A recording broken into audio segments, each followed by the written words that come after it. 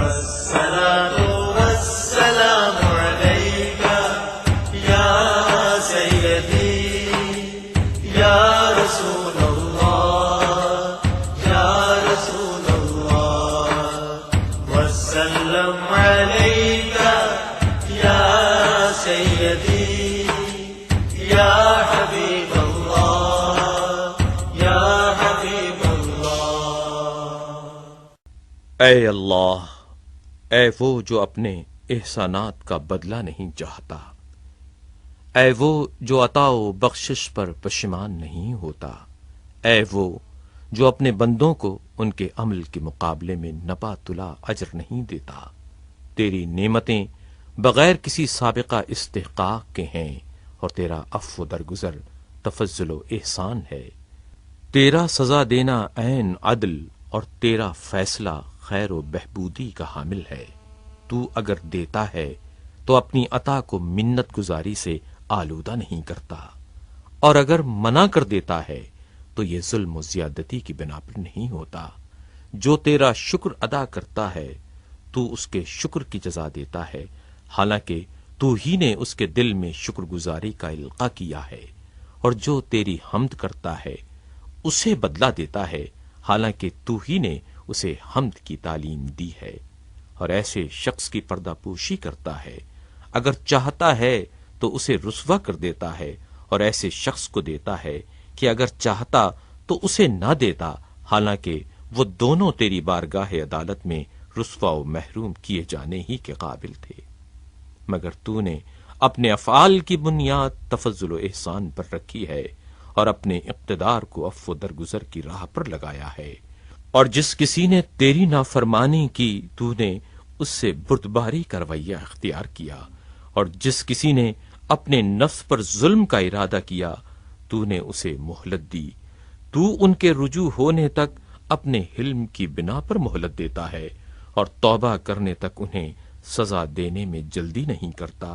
تاکہ تیری منشا کے خلاف تباہ ہونے والا تباہ نہ ہو اور تیری نعمت کی وجہ سے بدبخت ہونے والا بدبخت نہ ہو.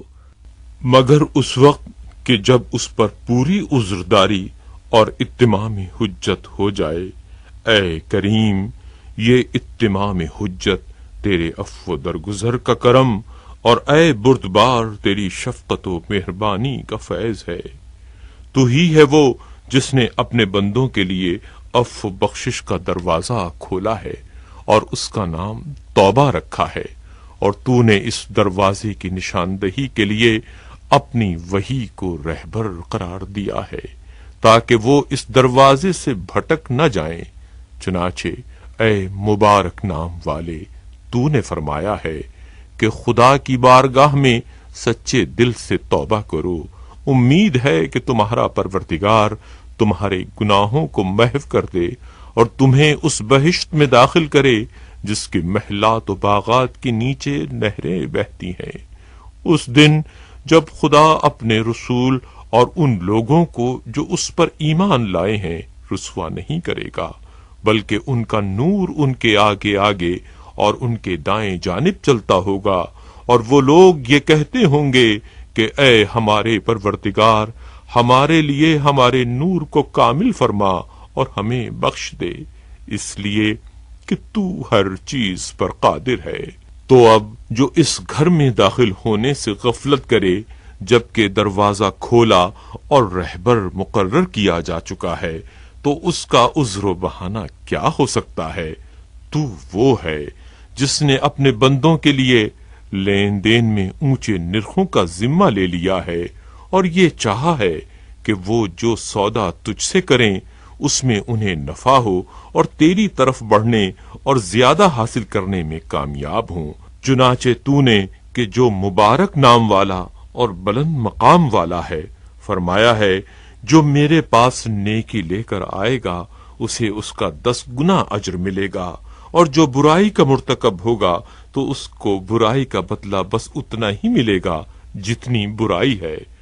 اور تیرا ارشاد ہے کہ کون ہے جو اللہ تعالی کو قرض حسنہ دے تاکہ خدا اس کے مال کو کئی گنا زیادہ کر کے ادا کرے، اور ایسے ہی افزائش حسنات کے وعدے پر مشتمل دوسری آیاتیں کہ جو تو نے قرآن مجید میں نازل کی ہیں، اور تو ہی تو وہ ہے جس نے وحی و غیب کے کلام اور ایسی ترغیب کے ذریعے کہ جو ان کے فائدے پر مشتمل ہے ایسے امور کی طرف ان کی رہنمائی کی کہ اگر ان سے پوشیدہ رکھتا تو نہ ان کی آنکھیں دیکھ سکتی اور نہ ان کے کان سن سکتے اور نہ ان کے تصورات وہاں تک پہنچ سکتے۔ چنانچہ تیرا ارشاد ہے کہ تم مجھے یاد رکھو، میں بھی تمہاری طرف سے غافل نہیں ہوں گا، اور میرا شکر ادا کرتے رہو اور ناشکری نہ کرو، اور تیرا ارشاد ہے کہ اگر میرا شکر کرو گے تو میں یقیناً تمہیں زیادہ دوں گا، اور اگر ناشکری کی تو یاد رکھو کہ میرا عذاب سخت عذاب ہے۔ اور تیرا ارشاد ہے کہ مجھ سے دعا مانگو تو میں قبول کروں گا، اور وہ لوگ جو غرور کی بنیاد پر میری عبادت سے منہ موڑ لیتے ہیں وہ عنقریب ذلیل ہو کر جہنم میں داخل ہوں گے۔ چنانچہ تو نے دعا کا نام عبادت رکھا اور اس کے ترک کو غرور سے تعبیر کیا، اور اس کے ترک پر جہنم میں ذلیل ہو کر داخل ہونے سے ڈرایا، اس لیے کہ انہوں نے تیری نعمتوں کی وجہ سے تجھے یاد کیا، تیرے فضل و کرم کی بنا پر تیرا شکریہ ادا کیا، اور تیرے حکم سے تجھے پکارا، اور نعمتوں میں طلب افزائش کے لیے تیری راہ میں صدقہ دیا، اور تیری یہ رہنمائی ہی ان کے لیے تیرے غضب سے بچاؤ اور تیری خوشنودی تک رسائی کی صورت تھی۔ اور جن باتوں کی تو نے اپنی جانب سے اپنے بندوں کی رہنمائی کی ہے، اگر کوئی مخلوق اپنی طرف سے دوسرے مخلوق کی ایسی ہی چیزوں کی طرف رہنمائی کرتا تو وہ قابل تحسین ہوتا، تو پھر تیرے ہی لیے حمد و ستائش ہے جب تک تیری حمد کے لیے راہ پیدا ہوتی رہے، اور جب تک حمد کے وہ الفاظ جن سے تیری تحمید کی جا سکے اور حمد کے وہ معنی جو حمد کی طرف پلٹ سکیں باقی رہیں۔ اے وہ جو اپنے فضل و احسان سے بندوں کی حمد کا سزاوار ہوا ہے اور انہیں اپنی نعمت و بخشش سے ڈھانپ لیا ہے، ہم پر تیری نعمتیں کتنی آشکارا ہیں اور تیرا انعام کتنا فراواں ہے، اور کس قدر ہم تیرے انعام و احسان سے مخصوص ہیں۔ تو نے اس دین کی جسے منتخب فرمایا اور اس طریقے کی جسے پسند فرمایا اور اس راستے کی جسے آسان کر دیا، ہمیں ہدایت کی اور اپنے ہاں قرب حاصل کرنے اور عزت و بزرگی تک پہنچنے کے لیے بصیرت دی۔ بار الہ، تو نے ان منتخب فرائض اور مخصوص واجبات میں سے ماہ رمضان کو قرار دیا ہے، جسے تو نے تمام مہینوں میں امتیاز بخشا اور تمام وقتوں اور زمانوں میں اسے منتخب فرمایا ہے، اور اس میں قرآن اور نور کو نازل فرما کر اور ایمان کو فروغ و ترقی بخش کر اسے سال کے تمام اوقات پر فضیلت دی، اور اس میں روزے واجب کیے، نمازوں کی ترغیب دی، اور اس میں شب قدر کو بزرگی بخشی جو خود 1000 مہینوں میں سے بہتر ہے۔ پھر اس مہینے کی وجہ سے تو نے ہمیں تمام امتوں پر ترجیح دی اور دوسری امتوں کی بجائے ہمیں اس کی فضیلت کے باعث منتخب کیا، چنانچہ ہم نے تیرے حکم سے اس کے دنوں میں روزے رکھے اور تیری مدد سے اس کی راتیں عبادت میں بسر کیں، اس حالت میں کہ ہم اس روزہ نماز کے ذریعے تیری اس رحمت کے خواہشگار تھے جس کا دامن تو نے ہمارے لیے پھیلایا ہے، اور اسے تیرے اجر و ثواب کا وسیلہ قرار دیا، اور تو ہر اس چیز کے عطا کرنے پر قادر ہے جس کی تجھ سے خواہش کی جائے، اور ہر اس چیز کا بخشنے والا ہے جس کا تیرے فضل سے سوال کیا جائے۔ تو ہر اس شخص سے قریب ہے جو تجھ سے قرب حاصل کرنا چاہے۔ اس مہینے نے ہمارے درمیان قابل ستائش دن گزارے اور اچھی طرح حق رفاقت ادا کیا، اور دنیا جہان کے بہترین فائدوں سے ہمیں مالا مال کیا۔ پھر جب اس کا زمانہ ختم ہو گیا، مدت بیت گئی اور گنتی تمام ہو گئی، تو وہ ہم سے جدا ہو گیا۔ اب ہم اسے رخصت کرتے ہیں اس شخص کے رخصت کرنے کی طرح جس کی جدائی ہم پر شاق ہو اور جس کا جانا ہمارے لیے غم افزا اور وحشت انگیز ہو، اور جس کے عہد و پیمان کی نگہداشت عزت و حرمت کا پاس اور اس کے واجب الادا حق سے سبکدوشی از بس ضروری ہو۔ اس لیے ہم کہتے ہیں اے اللہ کے بزرگ ترین مہینے تجھ پر سلام، اے دوستان خدا کی عید تجھ پر سلام، اے اوقات میں بہترین رفیق اور دنوں اور ساعتوں میں بہترین مہینے تجھ پر سلام، اے وہ مہینے جس میں امیدیں بر آتی ہیں اور اعمال کی فراوانی ہوتی ہے تجھ پر سلام، اے وہ ہم نشین کہ جو موجود ہو تو اس کی بڑی قدر و منزلت ہوتی ہے اور نہ ہونے پر بڑا دکھ ہوتا ہے، اے وہ سرچشمہ امید و رجا جس کی جدائی الم انگیز ہے تجھ پر سلام، اے وہ ہمدم جو انس و دل بستگی کا سامان لیے ہوئے آیا تو شادمانی کا سبب ہوا اور واپس گیا تو وحشت بڑھا کر غم گیا تجھ پر سلام، اے وہ ہمسائے جس کی ہمسائیگی میں دل نرم اور گناہ کم ہو گئے تجھ پر سلام، اے وہ مددگار جس نے شیطان کے مقابلے میں مدد و اعانت کی، اے وہ ساتھی جس نے حسن عمل کی راہیں ہموار کیں تجھ پر سلام، اے ماہ رمضان تجھ میں اللہ کے آزاد کیے ہوئے بندے کس قدر زیادہ ہیں اور جنہوں نے تیری حرمت و عزت کا پاس و لحاظ رکھا وہ کتنے خوش نصیب ہیں تجھ پر سلام، تو کس قدر گناہوں کو محو کرنے والا اور قسم قسم کے عیبوں کو چھپانے والا ہے تجھ پر سلام، تو گناہگاروں کے لیے کتنا طویل اور مومنوں کے دلوں میں کتنا پرہیبت ہے تجھ پر سلام، اے وہ مہینے جس سے دوسرے ایام ہمسری کا دعویٰ نہیں کر سکتے تجھ پر سلام، اے وہ مہینے جو ہر امر سے سلامتی کا باعث ہے تجھ پر سلام، اے وہ جس کی ہم نشینی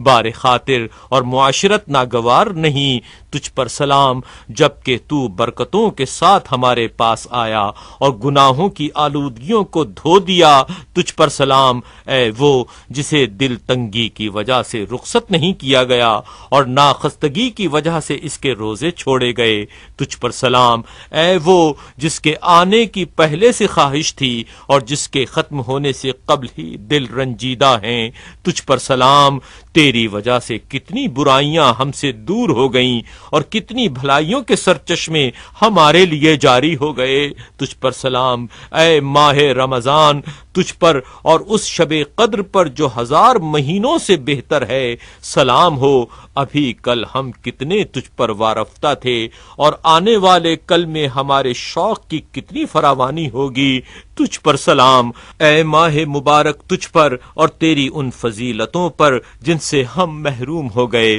اور تیری گزشتہ برکتوں پر جو ہمارے ہاتھ سے جاتی رہیں سلام ہو، اے اللہ ہم اس مہینے سے مخصوص ہیں جس کی وجہ سے تو نے ہمیں شرف بخشا اور اپنے لطف و احسان سے اس کی حق شناسی کی توفیق دی، جبکہ بد نصیب لوگ اس کے وقت کی قدر و قیمت سے بے خبر تھے اور اپنی بدبختی کی وجہ سے اس کے فضل سے محروم رہ گئے، اور تو ہی ولی و صاحب اختیار ہے کہ ہمیں اس کی حق شناسی کے لیے منتخب کیا اور اس کے احکام کی ہدایت فرمائی۔ بے شک تیری توفیق سے ہم نے اس ماہ میں روزے رکھے، عبادت کے لیے قیام کیا مگر کمی و کوتاہی کے ساتھ۔ اے اللہ ہم اپنی بدعمالی کا اقرار اور سہل انگاری کا اعتراف کرتے ہوئے تیری حمد کرتے ہیں، اور اب تیرے لیے کچھ ہے تو وہ ہمارے دلوں کی واقعی شرمشاری اور ہماری زبانوں کی سچی معذرت ہے،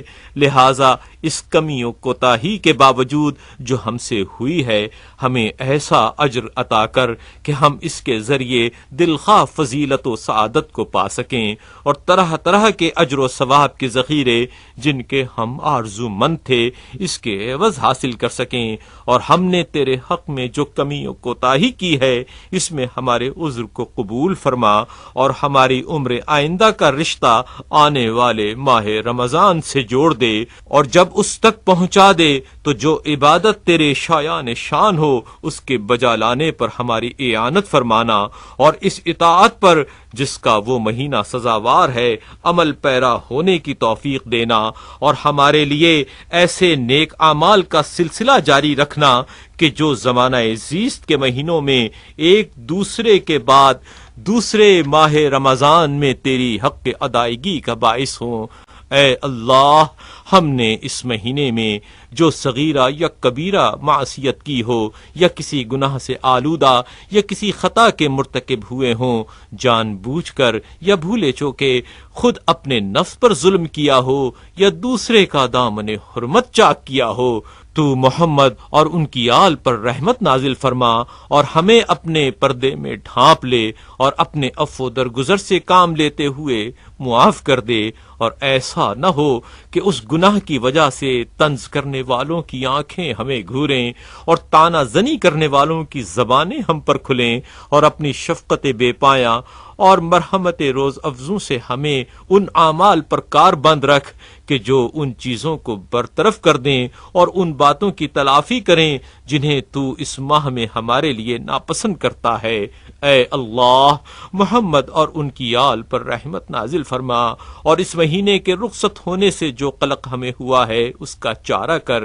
اور عید اور روزہ چھوڑنے کے دن کو ہمارے لیے مبارک قرار دے، اور اسے ہمارے گزرے ہوئے دنوں میں بہترین دن قرار دے، اور جو عفو درگزر کو سمیٹنے والا اور گناہوں کو محو کرنے والا ہو، اور تو ہمارے ظاہر و پوشیدہ گناہوں کو بخش دے۔ بار الہا، اس مہینے کے الگ ہونے کے ساتھ تو ہمیں گناہوں سے الگ کر دے، اور اس کے نکلنے کے ساتھ تو ہمیں برائیوں سے نکال لے، اور اس مہینے کی بدولت اس کو آباد کرنے والوں میں ہمیں سب سے بڑھ کر خوشبخت، بانصیب اور بہرمند قرار دے۔ اے اللہ، جس کسی نے جیسا چاہا اس مہینے کا پاس و لحاظ کیا ہو اور کما حقہ اس کا احترام ملحوظ رکھا ہو اور اس کے احکام پر پوری طرح عمل پیرا رہا ہو، اور گناہوں سے جس طرح بچنا چاہے اس طرح بچا ہو، یا بنیت تقرب ایسا عمل خیر بجا لایا ہو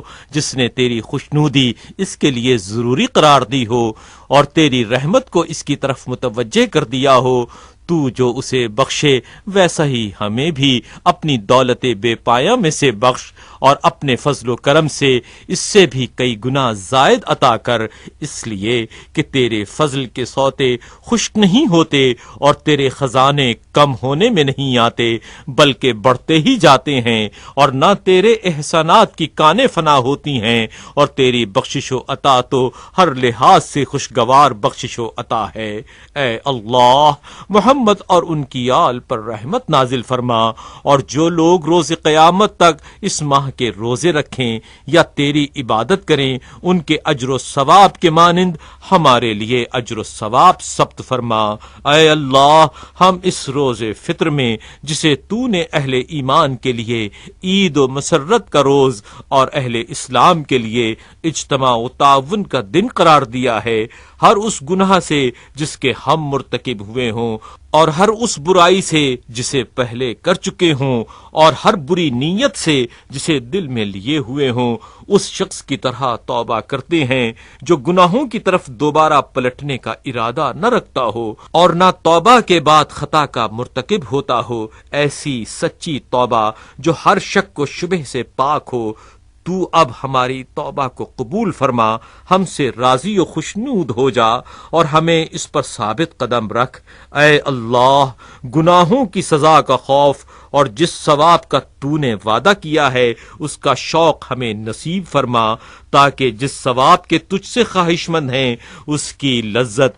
اور جس عذاب سے پناہ مانگ رہے ہیں اس کی تکلیف و اذیت پوری طرح جان سکیں، اور ہمیں اپنے نزدیک ان توبہ گزاروں میں سے قرار دے جن کے لیے تو نے اپنی محبت کو لازم کر دیا ہے اور جن سے فرما برداری و اطاعت کی طرف رجوع ہونے کو تو نے قبول فرمایا ہے۔ اے عدل کرنے والوں میں سب سے زیادہ عدل کرنے والے، اے اللہ ہمارے ماں باپ اور ہمارے تمام اہل مذہب و ملت، خواہ وہ گزر چکے ہوں یا قیامت کے دن تک آئندہ آنے والے ہوں، سب سے درگزر فرما۔ اے اللہ ہمارے نبی محمد صلی اللہ علیہ وآلہ وسلم اور ان کی آل پر ایسی رحمت نازل فرما جیسی رحمت تو نے اپنے مقرب فرشتوں پر کی ہے، اور ان پر اور ان کی آل پر ایسی رحمت نازل فرما جیسی تو نے اپنے فرستادہ نبیوں پر نازل فرمائی ہے، اور ان پر اور ان کی آل پر ایسی رحمت نازل فرما جیسی تو نے اپنے نکوکار بندوں پر نازل کی ہے، بلکہ اس سے بہتر و برتر اے تمام جہان کے پروردگار ایسی رحمت جس کی برکت ہم تک پہنچے، جس کی منفعت ہمیں حاصل ہو اور جس کی وجہ سے ہماری دعائیں قبول ہوں، اس لیے کہ تو ان لوگوں سے جن کی طرف رجوع ہوا جاتا ہے زیادہ کریم، اور ان لوگوں سے جن پر بھروسہ کیا جاتا ہے زیادہ بے نیاز کرنے والا ہے، اور ان لوگوں سے جن کے فضل کی بنا پر سوال کیا جاتا ہے زیادہ عطا کرنے والا ہے۔ اے اعلیٰ شفیعنا صلی